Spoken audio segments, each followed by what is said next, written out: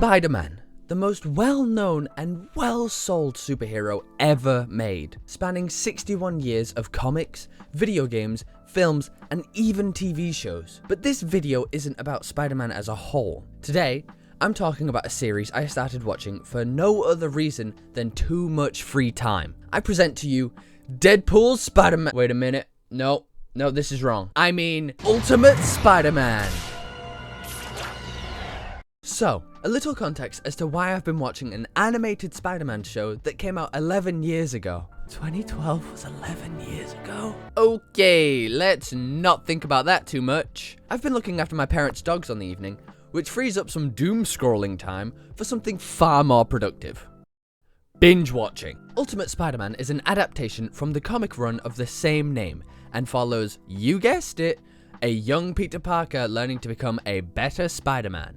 Though, I think what sets this show apart from the other interpretations of Spider-Man I've seen is just how quippy he is. As I joked a moment ago, it feels like this show really badly wanted to be a Deadpool adaptation. With the constant fourth wall breaks, the chipified version of Spider-Man to give you more context, and the wacky nature would really lend itself well to Deadpool. But somehow, the writers made it work for this. To me, it feels very Spider-Man. It's lighthearted, and the trash talk is honestly pretty good for a kid's show.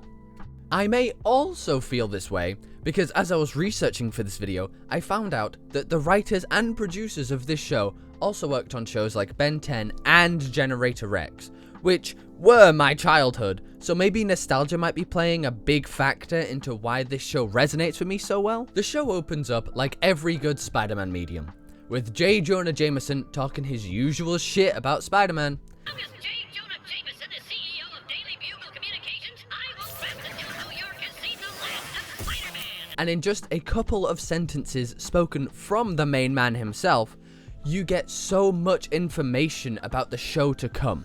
He mentions the usual stuff, like he's still in high school, and he's behind with picking up a cake for Aunt May. Let's face it, introduction to superheroing isn't exactly a high school elective.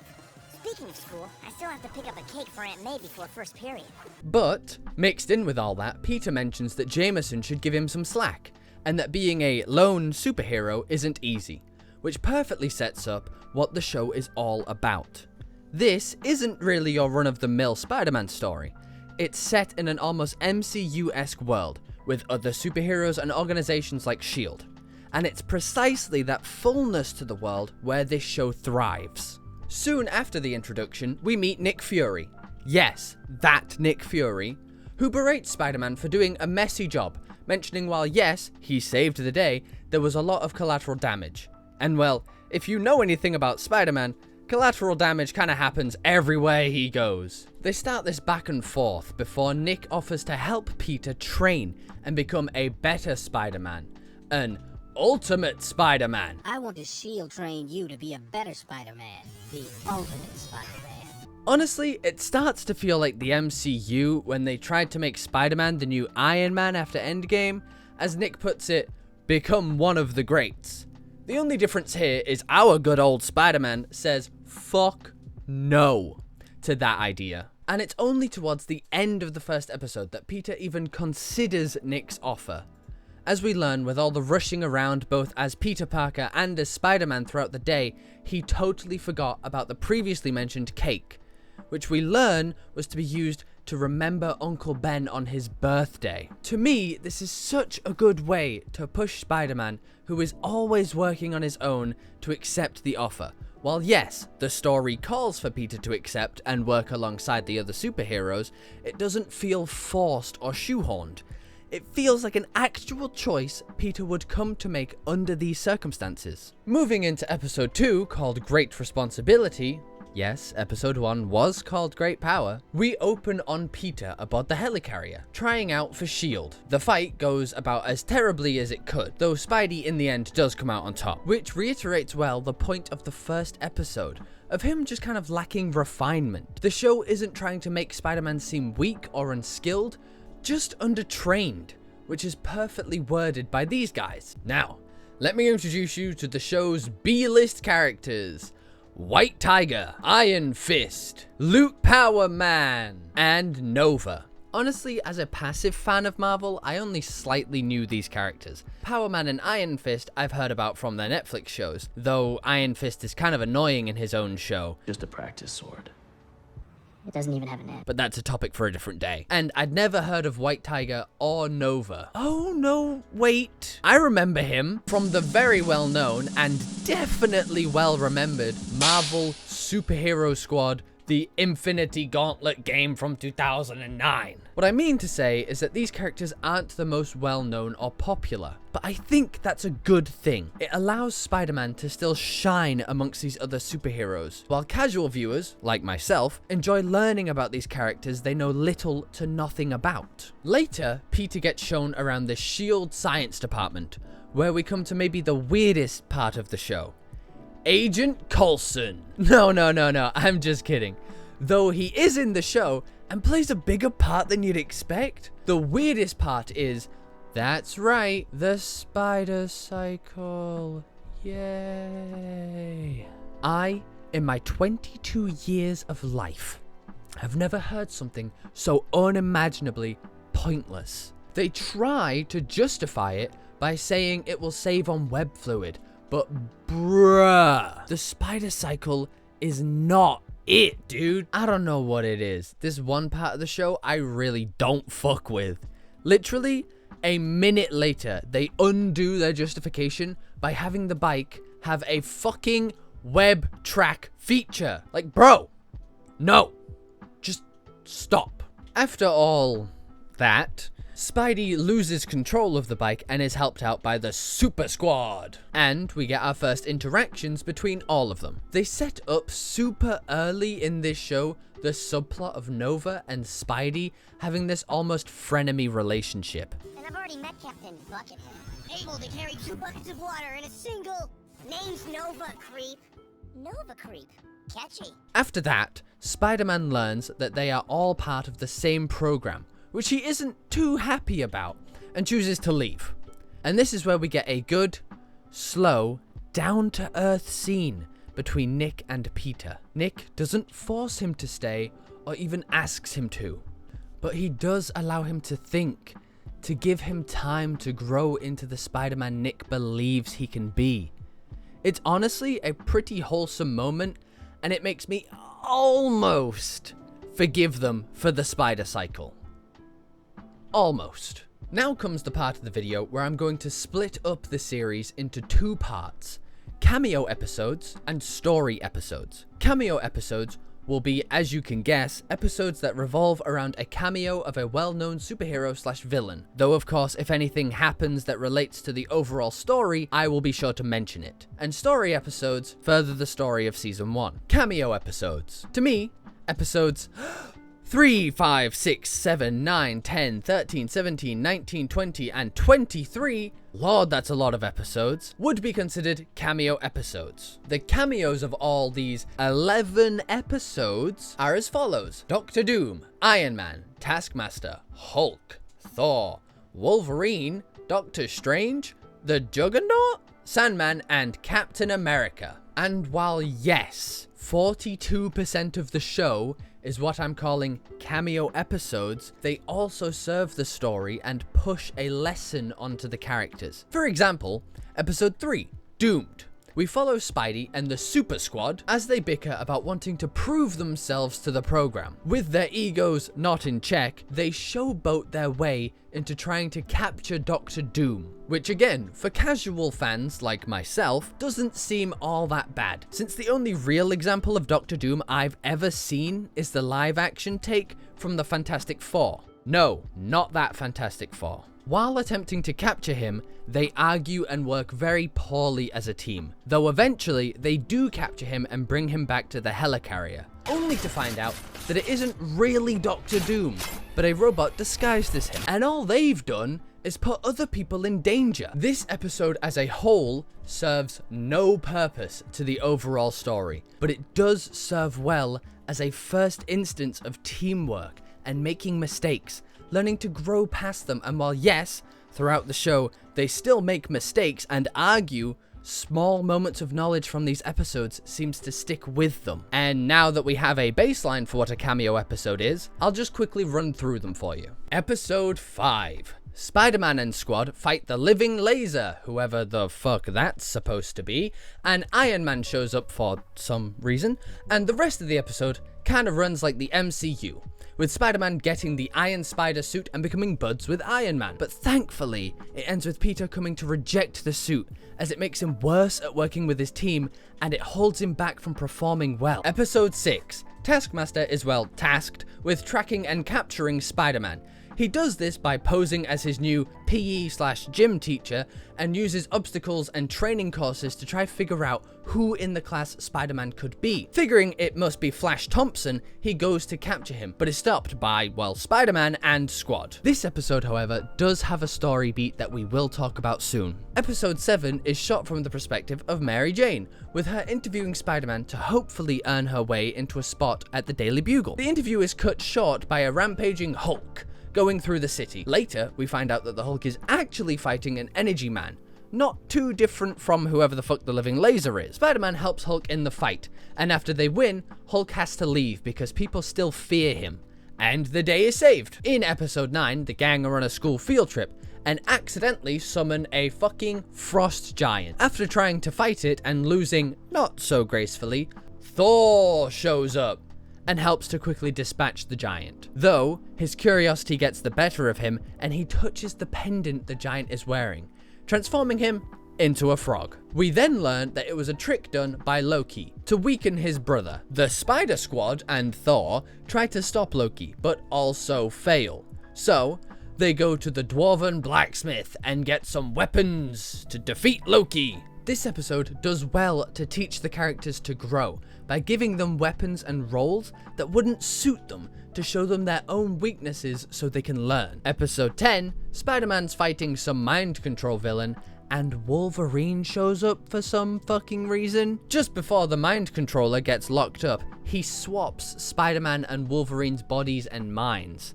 The rest of the episode consists of Spider-Man being Wolverine and Wolverine hating the fact that he's Peter Parker. Oh, and Sabretooth is in this episode.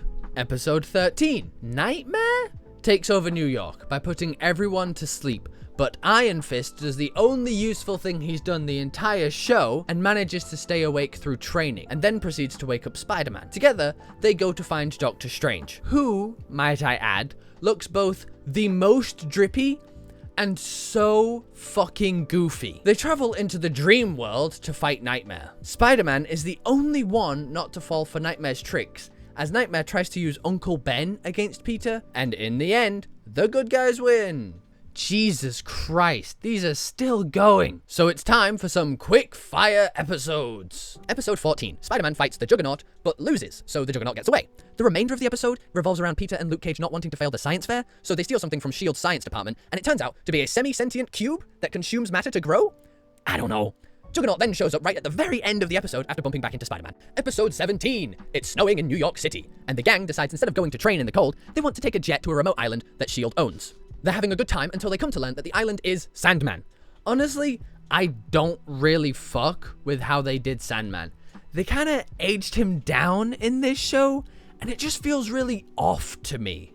They eventually escape, but still have some sand in their shoes and suits, so Sandman starts attacking the city. But they defeat him just before he reaches land. 19, Hulk gets sick because of a robot thing, so he goes to Spider-Man for help because they are friends now, and Spider-Man has to hide Hulk from Aunt May. 20, Loki turns Spider-Man into a pig and uses an Asgardian tradition to have some hunters of Asgard try to kill him. Thor shows up and helps Spider-Man and the squad fend off the hunters until morning. And lastly, 23, Captain America shows up to help train the recruits and lets them hold his shield. Shit happens and it goes flying out the fucking window. Spider-Man goes after it, but like every time you played outside as a kid, it ended up in the worst neighbor's garden. That neighbor being Doctor Doom? Cap and Spidey then team up to beat the fuck out of Doctor Doom and get the shield back. Oh my lord! That was a lot of episodes. And that doesn't even include the skipped over episodes 15, 16, 17, 21, and 24 that are neither cameo episodes or story episodes and can be completely skipped. Story episodes. These are all the other episodes of Season 1 that I haven't mentioned yet. They push the main story beats forward and have the most impact in my opinion. The basic premise of the story that we are given from the start of the season is that Norman Osborn has an interest in Spider-Man, specifically his DNA. He wants to use Spidey's DNA to create a super-powered army to rival Tony Stark in military arms deals. To do this, he brings in Otto Octavius, but in this story, Otto has already become Doc Ock. Otto uses some enhanced robotic minions to chase down and steal a sample of Peter's blood, and after successfully acquiring some, he attempts to modify the DNA, creating the first living symbiote, aka Venom. Now, I know that from the comics and such, Venom is from out of space and is technically an alien, but I don't particularly hate or mind what they're doing with Venom in this story. They're making it very simple to understand why Venom has a fascination with Spider-Man, whereas in the comics, I think it's because Peter is a good host to Venom and they bond well? I'm not really sure, so don't quote me on that. The symbiote, like always, escapes and goes looking for Spider-Man, who just so happens to be at a party hosted by Harry Osborn, to spite Peter because he has new friends in the Super Squad. It's a kind of long and not very needed story, but anyways. Venom attaches itself to Flash Thompson, but quickly jumps to Nova as someone who is more capable. And after some fighting, Spider-Man offers himself up to Venom so that his friends don't get hurt. Eventually, after some more fighting and electro-fucking therapy, Venom is defeated and disappears. Well, mostly. A small slither is still left in Harry's house. Foreshadowing! The story continues again in episode 8, where Spider-Man wakes up with a cold and needs some time to rest. During his rest, he learns about another Spider-Man going around, a better Spider-Man. As the episode progresses, we learn that it's really Harry using the symbiote to play superhero, which is all well and good until Harry starts to lose control of Venom and goes on a rampage. Luckily though, Spider-Man has tangled with Venom before and makes quick work of him, saving Harry and destroying Venom. For now. This episode ends off with a scene between Norman Osborn and Doc Ock, showing clear deterioration in their teamwork and laying the seeds of what's to come. Now, coming over to episode 11, we learn that a small part of Venom still sticks in Harry's ear, and it makes him seem unwell or easily agitated, which all comes to light as he has an outburst against his dad and loses control of Venom. The Super Squad and Spider-Man help to stop him, and all is good. These Venom episodes get pretty formulaic at times. The only difference is that this episode ends with Norman giving Doc Ock some of Harry's blood this time instead of Spider-Man's. This episode is continued into the next one, as we come to Norman and Otto having their usual married couple argument about, you guessed it, Spider-Man. Otto is feeling the pressure from Norman as he threatens to stop funding his research. So out of panic and desperation, Otto leaves his dank little hideout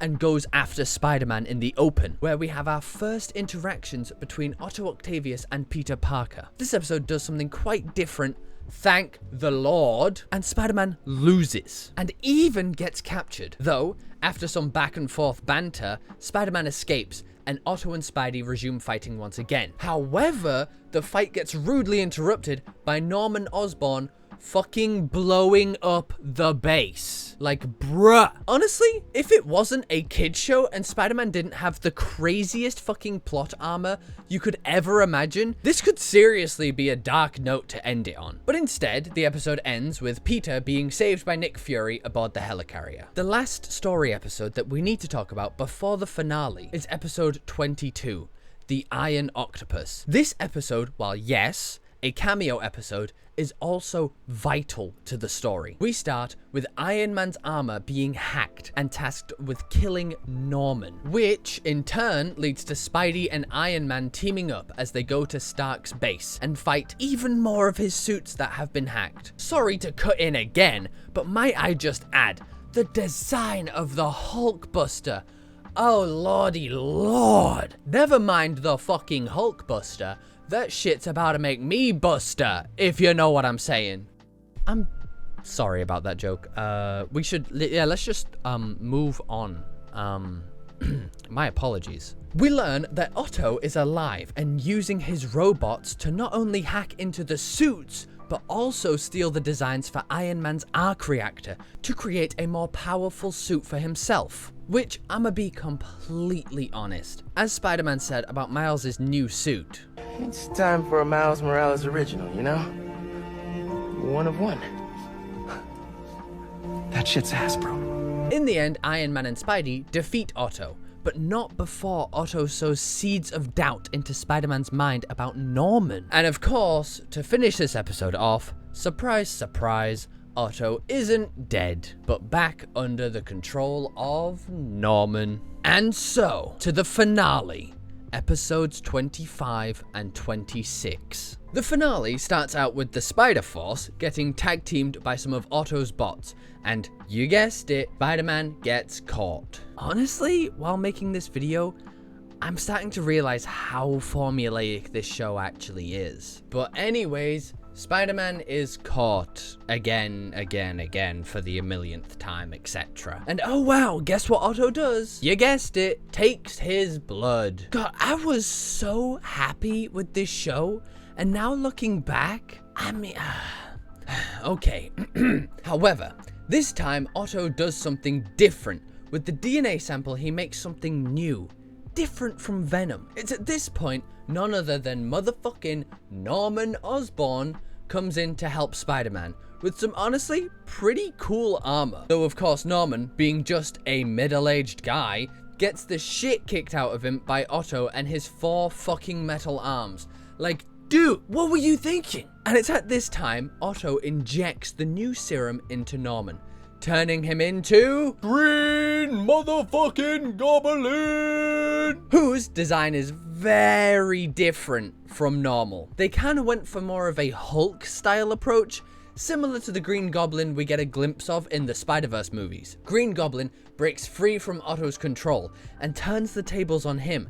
The ass kicked becomes the ass kicker, and even goes on to beat the fuck out of Spidey and his pals. This scene is meant to play out like Spider-Man stops holding back, since all of his friends are hurt. But I don't know, I think they could have made him seem stronger, as he doesn't even defeat Goblin, and the episode, for the first time in the series, ends on a somber note. Spider-Man knowing that he failed, that he got people hurt, and that he has to live through this and all his past trauma again. And so, we move ourselves over to the last episode, The Rise of Goblin. The first half of the episode has Spider-Man and Super Squad trying to keep Harry safe from his own altered father, which comes to climax aboard the helicarrier. The fight on board deals so much damage that it falls from the fucking sky, making it more than just a fight between the good guys and Goblin, but now a rescue mission as it crashes into the river. And as the shipwreck fills with water, the stress of everything gets to Harry and he turns back into Venom, leaving Spider-Man stuck with Goblin D's nuts and Venom alone. But because Spider-Man's greatest strength is his ability to connect with others, he is able to calm Harry and free him from the symbiote once more, forcing Goblin's hand as he runs away again. Like a little fucking bitch! Yeah! That's my guy, that's fucking Spider-Man! Fuck yeah, Spider-Man! Sorry. Spider-Man's cool, okay? And all that's left is for Spidey to prove himself a true hero, someone who's grown throughout the show, and he begins with helping everyone who's left on the wreckage. And the day is saved. No! Wait, did it just fucking explode? What the fuck? So, yep, that's Ultimate Spider-Man Season 1. A show I watched out of sheer boredom. Now, while writing this video, I've come to find that I might have overhyped it at the start.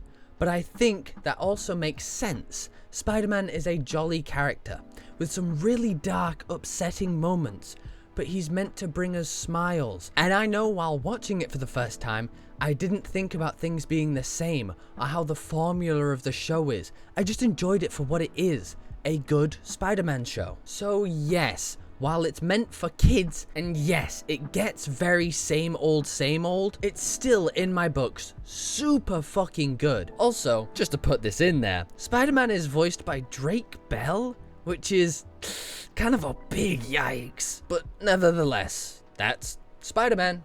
Also, of course he survived. It's fucking Spider-Man. See ya.